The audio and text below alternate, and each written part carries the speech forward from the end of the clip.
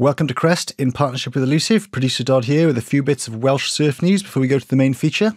Firstly, we're wishing last month's guest, Patrick Langdon-Dark, the best of fortune as he takes to the Indian Ocean to compete in the WSL Challenger Series event number 3, the Bolito Pro. If you're picking this up on the day of release, it may even be happening today. Yep, you heard me right. As we speculated about last month, Pat has indeed now had the call-up for the second highest level of pro surfing possible on the planet. This is a massive deal for the sport in Wales and indeed Britain, and I, for one, can't wait to see a dry gorge flying on a WSL broadcast and Pat shredding as we know he can. Secondly, I'm just going to take a moment to update you on the results of the Welsh Nationals, which ran smoothly on the weekend of the 11th and 12th of June. Another bit of Welsh surfing history was made, as it was the first time the event has been subject to a live webcast, which Team Crest were proud to run in collaboration with camera anchor Craig Nicol. Thanks to everyone who gave feedback, or who tuned in to hear Tom, Rob, Diana, Callum, Vorney and even Greg Owen doing their best to fill the airwaves as our surfers duked it out in the Lantwit lineup. Logan Nicol retained his men's title, again shoving Pat into second. All eyes on whether Logo Cop can do the coveted three-peat next year. Joe Dennison, meanwhile, was ripping on a return to competitive surfing after a break, and what a return, title number 8. Congrats to Logan and Joe.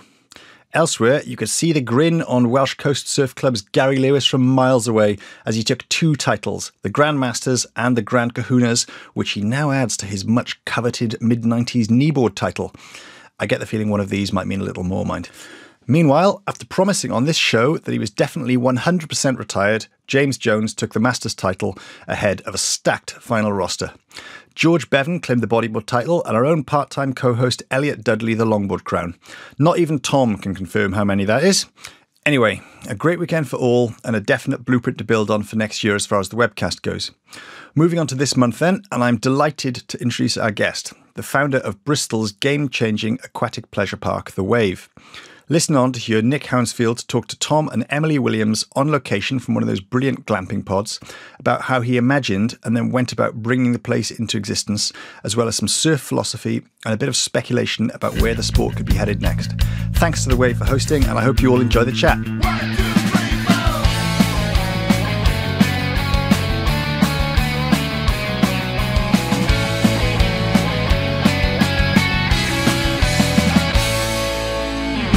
So welcome to Crest in partnership with Elusive. Nick, it's an honour to have you on. Good to see you. And we're also welcoming back 7 times Welsh champ Emily Williams, who's going to be co-hosting this one with me. Hey, Ems. Hi, everyone. And Ems has a long-running relationship with this place now. In fact, could we technically call Nick your boss, Ems? Technically. You're the real boss. What's she like as an employee, Nick? Any amusing tales of shirking or stealing a surf when no one's looking? Never. Oh. Just model citizen. Oh, and now let's properly stir it up then. What's he like as a boss, Ems? Well, he's created this place and I love working here, so yeah, it must be pretty good. Oh, I thought we were going to get some fireworks then. There you go. It's the only one, so... Okay, to business then. Nick carries what I reckon has to be the coolest moniker in surfing, Wavemaker. It's a blissful title which he generously bestows on any of the many characters who help run this place. And it's a very fitting title too. Yes, because what Nick is best known for is being the person who brought Surf Stoke to the inland flats of northern Bristol. Most of the surfing world remembers the first glimpses we had of the Wave Garden prototype deep in the Spanish Basque Country, a reeling line of pocketbook perfection. Then of course came the Snowdonia wave pool, and a world first before the Cove design took human-made waves to another level altogether. 1 wave every 10 seconds, or less in fact, and being able to paddle back out across the shoulder yourself. The Wave is undoubtedly a place that captures the essence of our sport, but with a surf report that you know is always going to pump. And just coming over here again today now, magical, going in my... The offshore wind, which is actually onshore for the rest of the coast, pulling me over on my skateboard. I stopped to take in the song of a skylark overhead. And the man who brought this place from inception to conception is our guest, Nick Hounsfield. I want to ask about the Wavemaker tag first. Was it you who came up with it? Yeah, it was actually. Yeah, it goes back a little bit to a book that I read, The Power of One, which they talked about the Rainmaker, and I loved the book. Actually, was in the film, the proper film that was made. Were you? Yeah, randomly. Yeah, just as an extra. That's amazing. Yeah, it was pretty cool.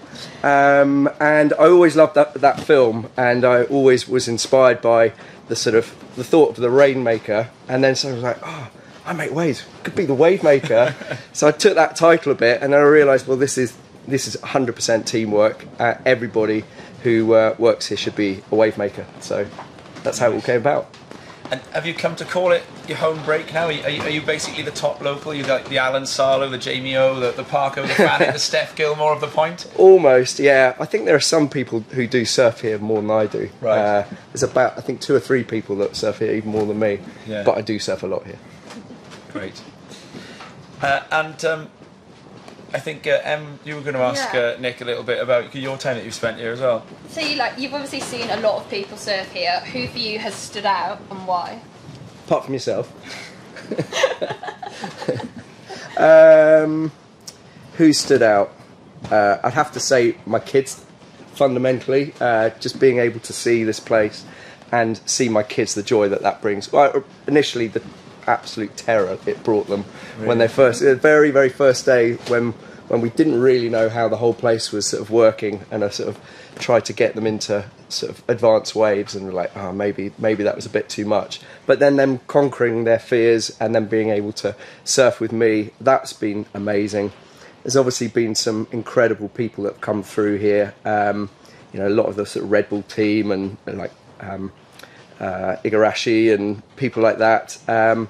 But the bit that I really enjoy the most are staff surfs, without a doubt. Staff surf, being able to share the joy of it with all the other wave makers, and also the adaptive team. So we do a lot with the English adaptive team, and they just bring such a different vibe to the place. It's brilliant. It's really good, really good. I think I'd have to agree with that. Is you see great surfers, and it's great to see them here and see how it can be surfed. But the ones that really make me excited are those like the beginner lessons, the Waikiki lessons, where you have people that they don't think they're ever going to stand up, and you get them on one wave and they're absolutely buzzing, and it's more that for me than seeing someone absolutely shred. It's great to see it, but the joy that you get from watching someone who never thought that they would surf is just 10 times better. Definitely.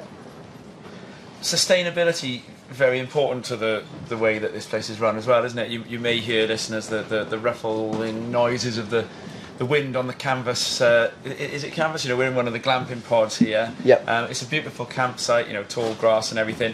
And you've held back from sort of festivals in the field or events with scaffolded grandstands. And like you said just then, you're more interested in talking about, the adaptive surf team and the junior trainings that happen here than, the sort of bringing Kanoa Igarashi in on a jet plane and that. We set our stall out really, really early.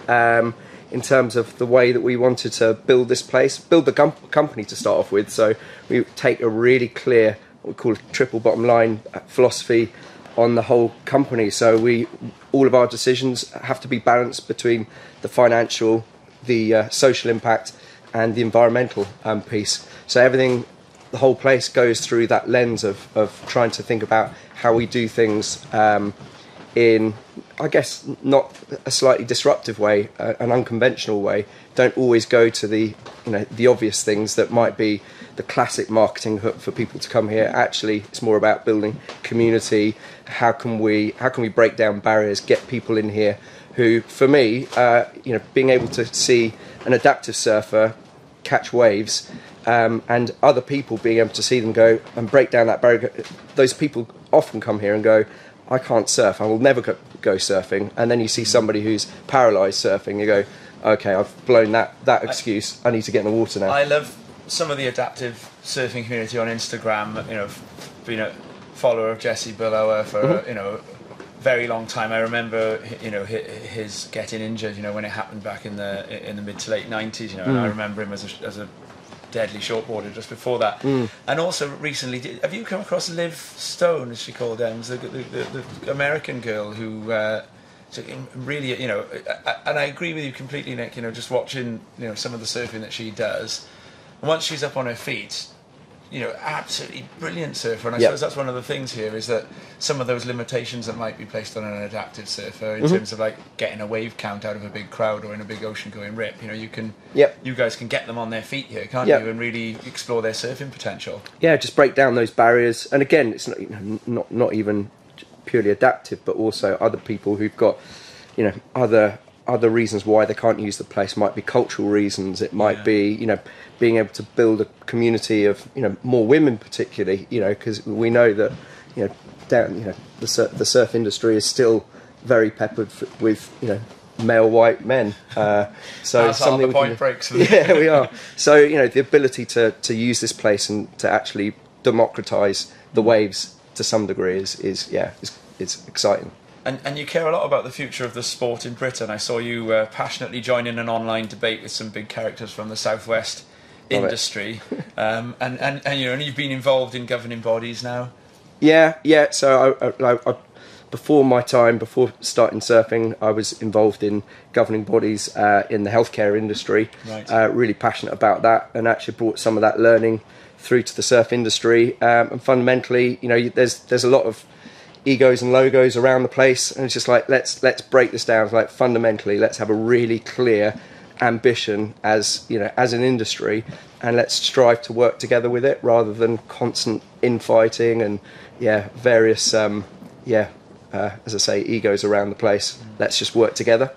You use the word industry there. Do you see your role as acting, you know, within or on behalf of the surf industry, or within surf governance, or sort of bridging the gap? For me, I think I just feel, particularly having built this place, that it's more of a responsibility to be able to put something back into surfing as a sport, surfing as a pastime, make sure we do it responsibly, so that we don't bastardise the sport in any way, but also be able to make sure that the real progressive side of what we can deliver here is also achieved, and build that grassroots foundation and do it properly. Yeah, and it was actually in a governing body meeting where I first met you. It was that little hotel, only a mile or two down the road from here. It was exactly. Surfing GB. Surfing GB back at the day. So I was up there with Stuart Bentley. I can't remember why, but it was. I saw the presentation for and I remember thinking like, that'd be amazing if that happens, but good luck, boys. And then here we are.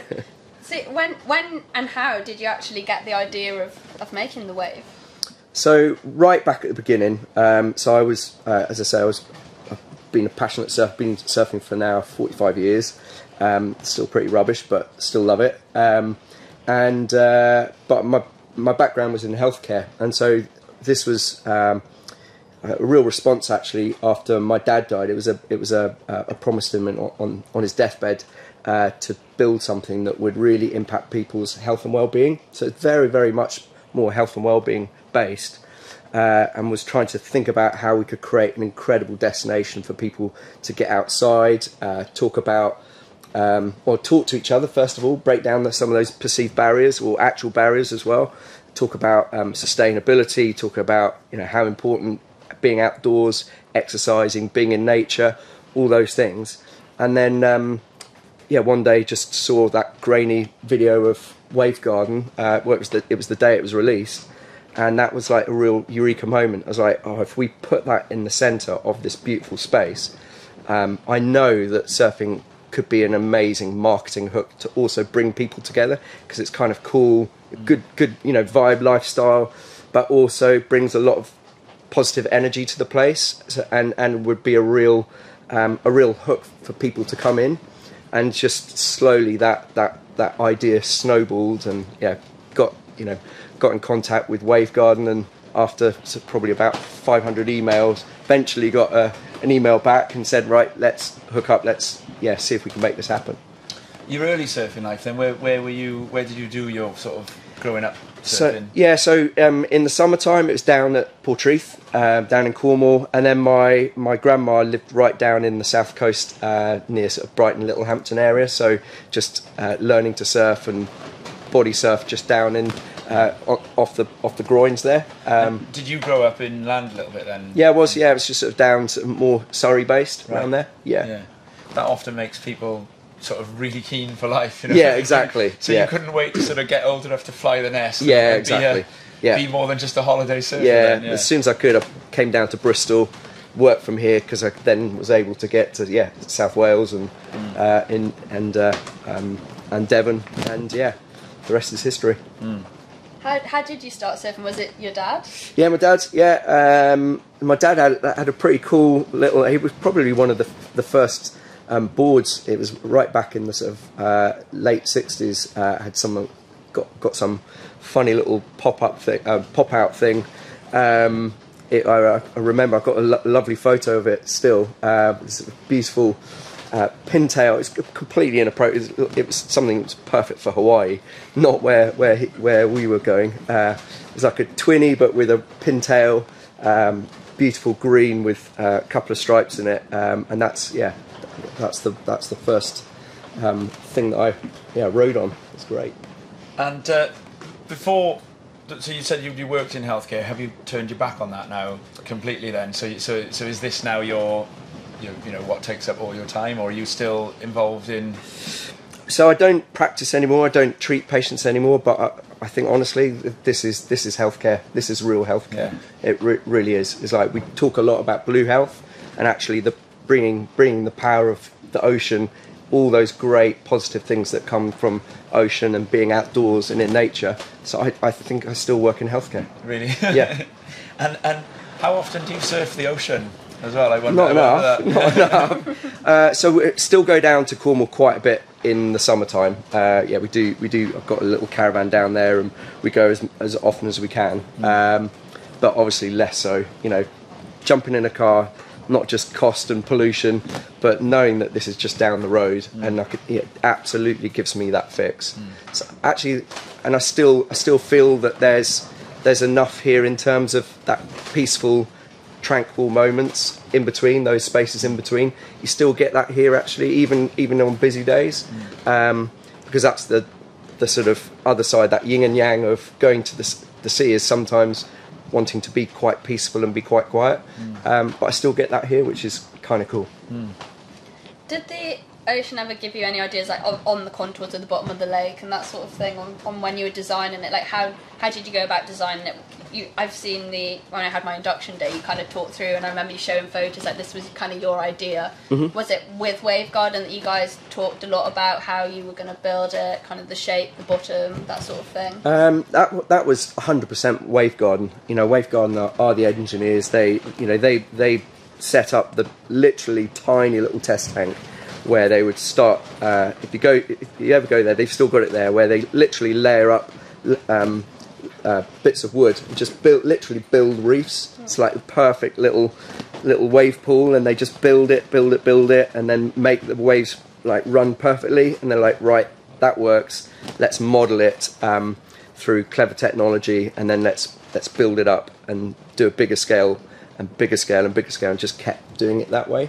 So they came to us with the preset, like within 3 mil tolerance. This has to be absolute perfect straight edge of a reef, like you would down at the beach, and that was then down to the engineers to then build it exactly in that tolerance. Yeah, what was it like trying to show that stuff to architects and the it's just mind blowing. The council building inspector. And yeah, stuff like I know. Did you need one that surfed? Anybody who was involved in this project always helps if they surf, because then you get people fully engaged and wanting to, like, this has got to work. This is not going to not work, because actually I can personally get benefit from it, as well as knowing the bigger picture. And did you have to have today the building inspectors come in, and he's like checking that you've stuck to the exactly to that bit of sandbar by there? Yeah, well, I mean that bit's fine. Or she could be sorry, I said he for the building inspector.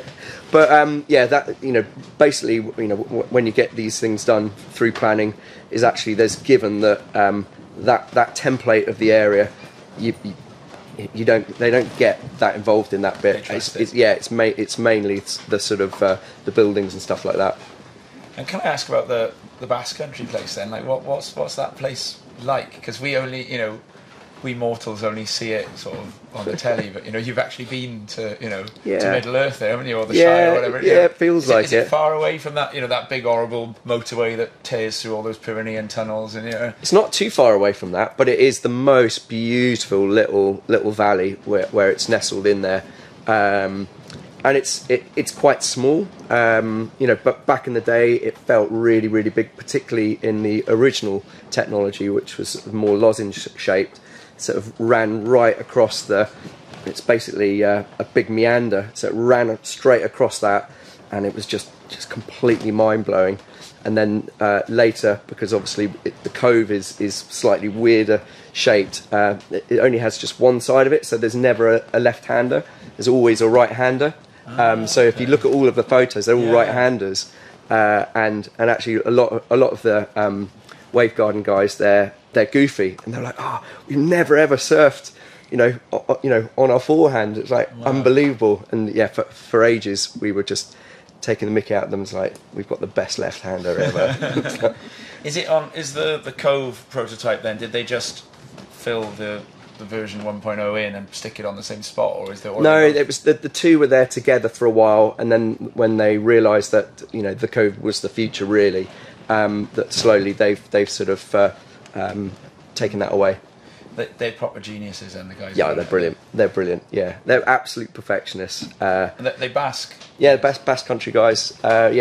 Two brothers that sort of set it all up, and one's an engineer, one's more sort of business guy. With Karen, who's from a marketing background, they set the whole thing up, and yeah, I mean, what they've created is incredible. Yeah.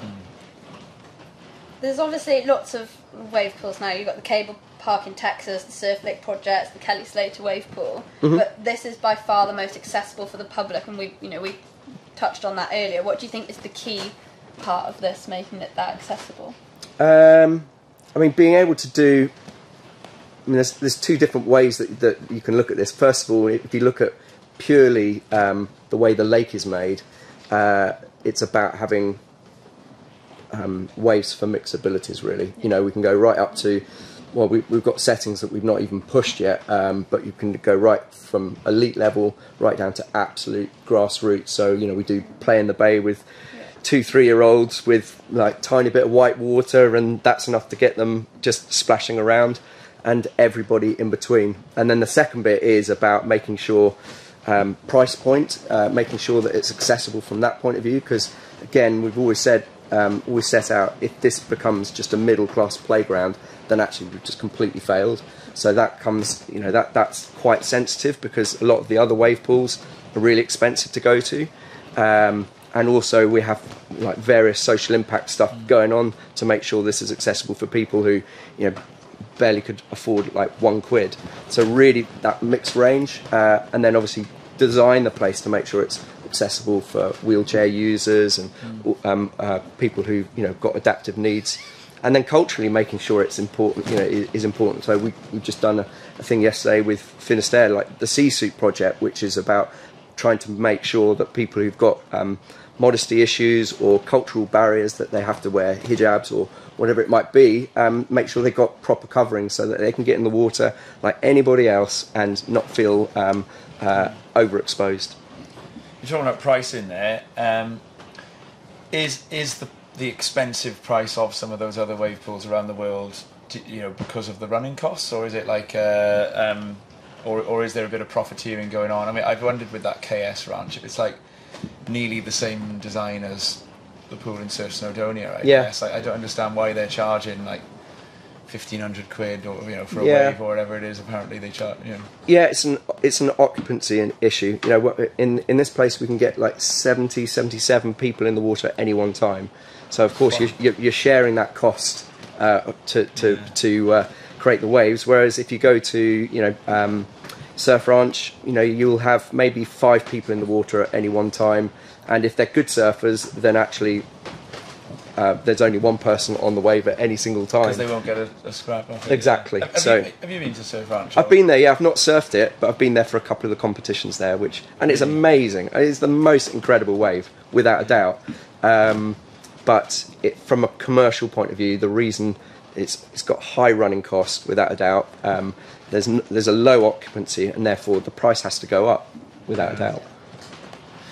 My dad lives not far from Surf Ranch. He lives just down from San Luis Obispo, and he went to one of the events there, and he said one of the things that you don't get from seeing Surf Ranch on TV is the size of the place. So he said it's like when you're at one end, you know, like it's like further away than, you know, the gods of Wembley Stadium would be from the it's crazy or something. You know, you can't really, you know, you're looking at the screen rather than the surfing. 100%. Yeah, the scale is incredible, and it's really cool to go there and to look at it. But I think, it's just not for us in terms of developing, a business out of it, something that is accessible for everyone. Because I've always thought with wave pools, like that. I've never, you know. Sorry, we're proper ragging on Surf Ranch here now. You know, but like, they hold a contest there. Okay, fine. You know, I'll always watch Felipe Toledo go against Gabe Medina or Caroline Marks against Carissa Moore. You know, when there's world titles on the line or something. You know, you can put them in anywhere. But my personal level of interest in, like, oh look, you know, Gabriel Medina has got barreled for 25 seconds. In a surf park you're never going to go to. Do you want to watch it? I'm a bit like, no. Like I want to see him get barreled on a wave in pipe that I'm never going to paddle into, because that's an incredible human feat. But like, he's got barreled on this man-made wave for a long time that you're never going to sit. I don't have that. And that, as a sort of member of the surfing public, my interest in wave pools has always been, right, well, you know, am I ever going to get to realistically surf, you know, a wave like that? You know, can I one day pay the sort of amount I'd pay for a good fun afternoon out and get blown out of a barrel somewhere, you know? And would you say the same, Ems? I think it's quite interesting that, like, as a competitor, because I've done a few comps in wave pools now, in Snowdonia, and I've did like a uni one here and stuff, that it feels so different to the sea. I feel like there's almost more pressure. There's that, like, especially Snowdonia, when it's that one wave, which I'm guessing is quite similar to the Surf Ranch, that there's so much more pressure. Everyone's watching you.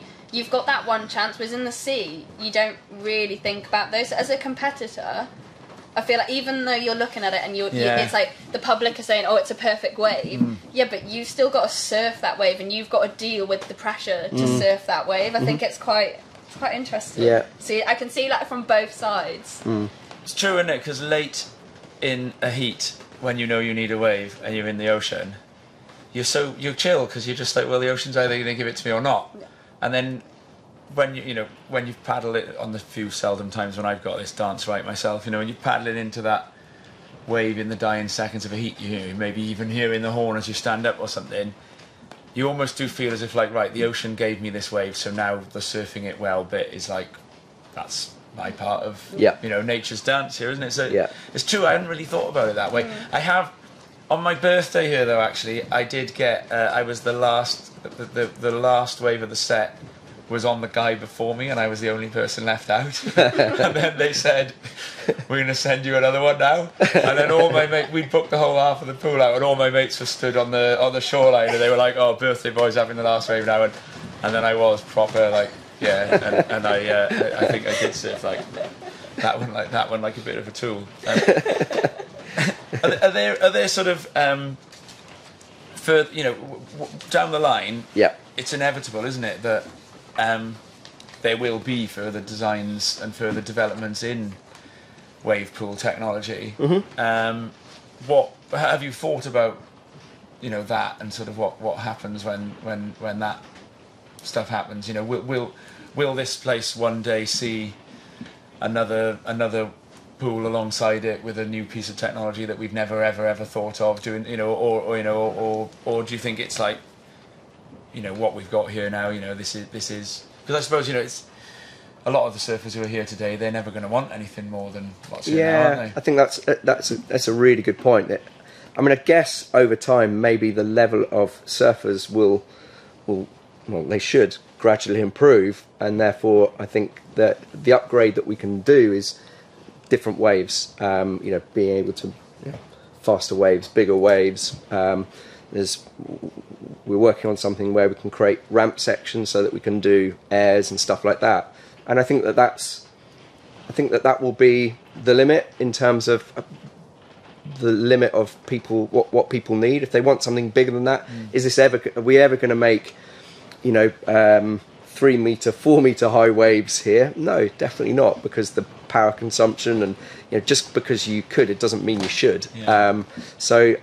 And this suits us, and this suits the vision that always was about trying to bring people up to a certain level, and we can keep pushing that level a bit more. But I think this, for me, will stand the test of time. The challenge with those more dangerous modes as well is finding enough surfers to put in them, isn't it? You could, if you could make the box here, you're not going to find enough people to fund the box, are you? Yeah, and this is also we've got a responsibility to make sure this is safe as well. Yeah. So we don't want people to be just slamming into the reef, dry reef. Why? I mean, you can do that. You can do that at the ocean if you really, really want to. But here, people don't really need to see that. You mentioned ramp ideas. Then is that here then that they? We'll be able to do it here fairly soon. But it's something that Wavegarden have been sort of working on. So they know. So the bottom contours stay where they are. It would just be in the way that they send. I'm doing all gestures with my hand, which is won't be able to see. In the way that in sort of angles or directions it's sent out. They've tried different ways of doing it, and there are 3 or 4 different ways. But I think I only caught up with them last week, and I think that they've hit the nail on the head. But let's proof is in the pudding. Yeah, we'll tell you about it a bit more. So we could have soon. We could have Sky Brown doing a maybe rodeo flip here one day or something. Or Emily Williams. Or Llewellyn Williams. Yeah, there we go. So what is next? Obviously, there's the potential of the London. Yep. So London. So we're going gung ho with London now. So we've got a beautiful site in northeast London, in Enfield, and we're about to start the planning process for that. And ideally within 2-3 years we'll have London developed, which will be amazing. It's probably going to be a little bit bigger than this in terms of lake shape and probably more modules and so slightly longer sort of ride times and stuff. But really exciting. But again, it's very much in the same vein of this place, is like absolutely sort of socially and environmentally making sure that we're on point. Is that a bit scary? Like you're talking about making because this is a huge site. In London with the sort of the property for cost of land and all. Have you ever had a moment where you've sort of sat there thinking, oh my goodness me, if I build this and people don't come? It's like... No, I think we've proven here that well, first of all, there's a real appetite for this place, and this is absolutely untapped. So obviously, if we built this place purely for core surfers, then there'll be a real limit. And I think this is a real important part about this place, is making sure that we can bring on people who maybe wouldn't even get into the water, create a safe environment for them to get into the water, then look at waves, then ride waves, and then progress on that. And so really this whole place will only thrive if we absolutely get that much bigger grassroots model really, really good. So people come here, they feel safe, they feel they've got great coaches, good equipment, feel like at any time you can press the button and stop it. And fundamentally then, I think we've got the responsibility to make sure that those people entering this amazing new sport do it in the right way. So with respect for the ocean, the real ocean, for each other, for the environment around them, then that's the bit that really ticks my box. Are we within sight then of a sort of real life Rick Kane one day? Like some kid from London who's learned to surf in a wave pool and making their way down to... Yeah, could be. And we've seen people really progress fast here. Yeah. I mean, even people who obviously live by the coast, people like Lucas Skinner, for instance. He comes here quite often, and Ben, his father, just said, look, whenever he comes here, he just completely goes up a complete level. And we've seen it lots of times. So again, I think as long as we can keep feeding enough variety of waves, to really make sure that they can progress, then they will start to be able to have, you know, various, you know, rodeo flips on pat, you know, dying seconds, need to get a 9-pointer, and then they can just turn that on because they've just done it hundreds and hundreds of times. Wow. That's the bit that I think that we got a real chance of progressing. Yeah.